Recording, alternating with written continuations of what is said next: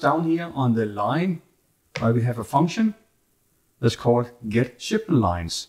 When I select that, you're gonna see a page showing all of the shipments not yet invoiced for this specific customer.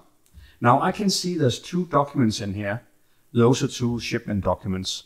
Those belongs to two different shipments, and in this scenario also two different orders. You might have a sales order that is shipped in multiple stages. It might be that you have one item on back order, you couldn't ship it the first time, but you shipped it the week after maybe. It will show up as another shipping document that you can include in the invoice. Now, on this page, we have a little documentation to say, okay, what is the quantity? So what is outstanding? That is the full quantity as you see in this column.